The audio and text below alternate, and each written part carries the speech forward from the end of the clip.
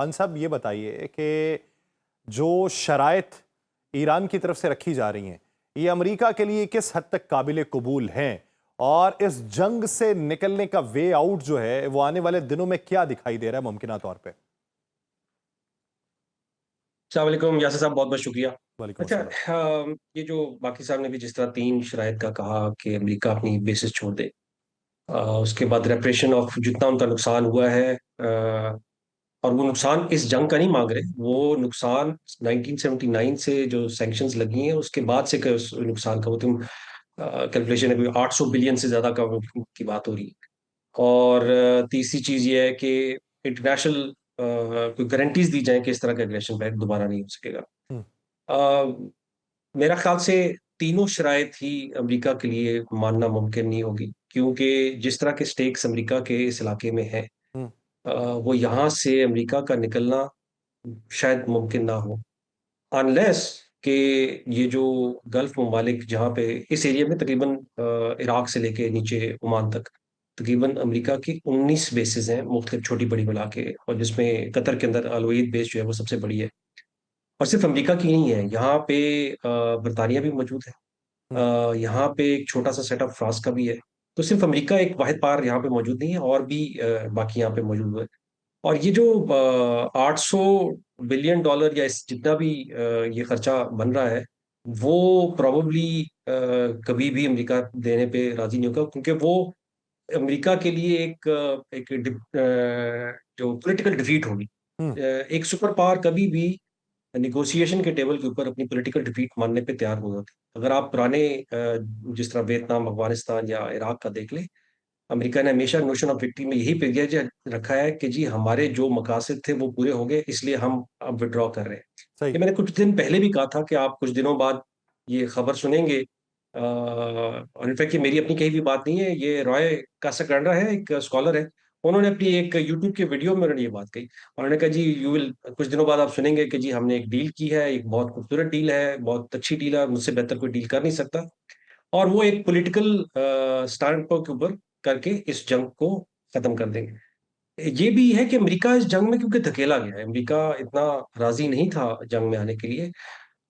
जो सबसे बड़ा स्पॉइलर होगा वो है इसराइल, क्योंकि इसराइल के मफाद में हरगिज नहीं है हम्म। कि ये जंग रुक सके। और हम्म। जिस तरीके से कल जैसी ही अनाउंसमेंट की है प्रेसिडेंट ट्रंप ने, उसके फौरन बाद ईरान के जो ग्रिड स्टेशन है तेहरान में, उनके ऊपर इसराइल ने अटैक किया। और उसके बाद मैं कुछ न्यूज़ चैनल पे देख रहा था कि तेहरान के अंदर कंप्लीट ब्लैकआउट रहा है, शाम तक काफी देर लगी उनको अपनी बिजली रिस्टोर करने में।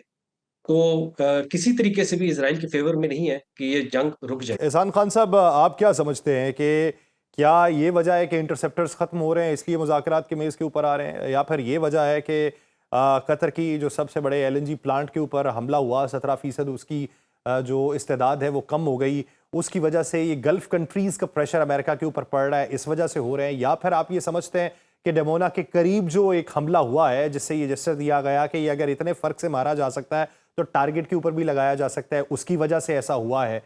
क्या वजह है कि अमेरिका मुज़ाकरात की मेज पर आने को तैयार हुआ या 5 दिन के लिए तवक्कुफ लिया गया? बहुत सारे लोग तो ये भी कहते हैं कि उनके मरीन्स को इन पानियों में पहुंचने में 5 से 7 दिन दरकार होंगे, तो इस वजह से वो ये तवक्कुफ जो है वो उसे हासिल करना चाहता है। इसमें जो आई थिंक ये जो है इंटरसेप्टर्स वाली बात, वो शायद सबसे इम्पोर्टेंट है, क्योंकि उनके पास उनका डिफेंस खत्म हो रहा है। अमेरिका ने जब ये इस जंग को शुरू किया था, तो पहली उनका ऑब्जेक्टिव ये था। और उस जिस वक्त जंग शुरू की गई थी, तो यही ऑब्जेक्टिव था कि हम एक डिकैपिटेटिंग स्ट्राइक करेंगे, लीडरशिप को खत्म करेंगे, हम्म। लोग सड़कों पे बाहर आ जाएंगे और रिजीम चेंज ऑपरेशन हो जाएगा, एंड जंग खत्म हो जाएगी। 4 से 5 दिन प्रॉब्लम उनका ख्याल था। लेकिन उसके बाद आपने देखा कि जो हदायत थे, वो गोल पोस्ट चेंज होते गए। पहले वो रिजीम चेंज था, और कुछ ही दिनों में नया सुप्रीम लीडर को अपॉइंट कर दिया गया। हम्म। फिर उन्होंने कहा कि जी हम मिसाइल्स लॉन्चर्स और जो उनकी मैन्युफैक्चरिंग कैपेबिलिटी है उनको खत्म करेंगे। वो मिसाइल आज तक खत्म नहीं हो पा रहे, हर रोज आई थिंक आज 79th वेव जो है वो फायर की गई। हम्म। उसके बाद उन्होंने कहा कि जी हम टोटल सरेंडर की तरफ जाएंगे, तो वो भी अचीव नहीं हुआ। तो तीनों जो मेन ऑब्जेक्टिव्स यूएस ने रखे थे, वो इनको अचीव नहीं हो पा रहे। इसी वजह से 4 दिन पहले आपने सुना भी होगा कि कांग्रेस के पास गए कि जी हमें $200 बिलियन चाहिए इस जंग को कंटिन्यू करने के लिए। तो हम्म, जंग की एक बहुत बड़ी कीमत होती है। अब इसराइल को जहां पे एक तरफ इंटरसेप्टर्स खत्म हो रहे हैं, दूसरी तरफ आप जैसे आपने कहा डिमोना और अर्द के ऊपर भी जो मिसाइल अटैक हुए, हम्म, ये सारे मिल मिला के ऐड कर रहे हैं उस फ्रस्ट्रेशन में जिसमें इस वक्त ट्रम्प और नेतन्याहू हैं कि हदायत तो अचीव हो नहीं रहे, तो हम्म, अब इस जंग को किसी तरह खत्म किया जाए। खतरनाक चीज इसमें यह है कि जिस तरह का एक शैतानी सोच इसराइल में मौजूद है, कहीं एक फ्रस्ट्रेशन के अंदर यूज ऑफ न्यूक्लियर वेपन की सोच ना आ जाए, वो बहुत खतरनाक होगी पूरे खित्ते के लिए। पहले एक अमेरिका की प्रेसिडेंट मौजूद है वर्ल्ड वॉर 2 की, उसके बाद ये भी एक हो सकती है, और इसका नुकसान जो है वो खित्ते में और उसकी जो यानी किसी फॉलोआउट एक पूरी मुल्क दुनिया को के नहीं अंदर भुगतना वो बहुत पड़ेगा, ज्यादा होगी। मजमूई तौर पे कई ममालिक को भुगतना पड़ेगा। हसन खान साहब, आप ये देखिए कि इस वक्त कौन सी आलमी ताकत है जो गारंटी दे सके अमेरिका की या इसराइल की। इससे पहले जहां पर मुज़ाकरात होते रहे, जिन ममालिक में होते रहे, अब वहां पे मुज़ाकरात होने के इम्कानात रोशन नहीं हो रहे, सालसी उनकी नहीं मानी जा रही।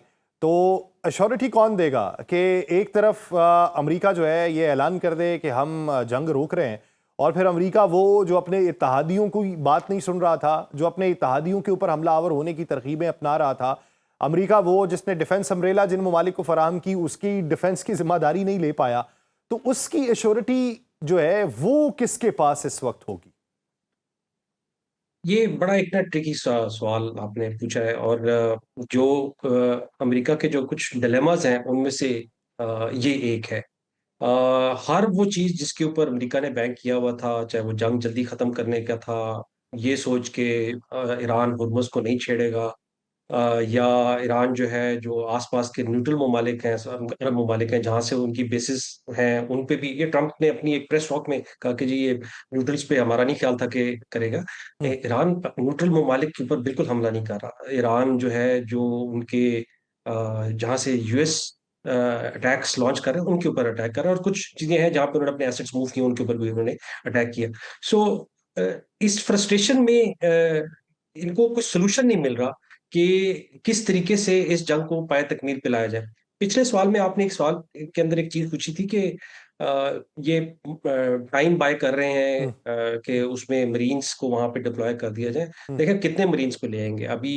सैन डिएगो से उन्होंने कोई 5,000 के करीब मूव किए हैं। एक जो एलपीडी है वो फिलीपींस वाली साइड से आ रहा है। 10,000 12,000 के करीब मरीज यहाँ पे आ जाएंगे। सही। जब आप एम्फीबियस असॉल्ट की तरफ जब आप जाना चाहते हैं तो आपको एक वाजे बढ़तरी चाहिए होती है, और ये एम्फीबियस ऑपरेशंस असॉल्ट के अंदर बहुत कम ऐसी एग्जांपल्स हम्म, हैं, नॉर्मंडी की है या इंचॉन की है, कि जहाँ पे इतनी ओवरवेलमिंग पावर हो कि आप दूसरे दुश्मन की फोर्सेस को खत्म करके और उसके बाद लैंड में ऑपरेशन कर लें और वहां पे फतह हासिल कर लें। इतना हम्म, इतना आसान काम नहीं है, और अल्लाह ताला ने ईरान को तो ज्योग्राफिकली बहुत प्रोटेक्ट किया हुआ है। हम्म, पूरी कोस्ट के अलोंग जो है इनकी जो माउंटेन रेंजेस हैं जिसको आप जागरोस माउंटेन रेंजेस कहते हैं, तो साउथ से तो वैसे ही रास्ता बंद हुआ जोग्राफियाई हुआ है। तौर पे उसकी जो अहमियत है वो वो उसे एक पॉसिबल नहीं कले का होगा। हिसार जो है वो फराहम करती है। तो अब देखना ये कि गारंटीज किसकी होती हैं। अगर कोई वक्त बाय कर रहा है तो उसकी स्ट्रेटजी किस हद तक कामयाब होती है।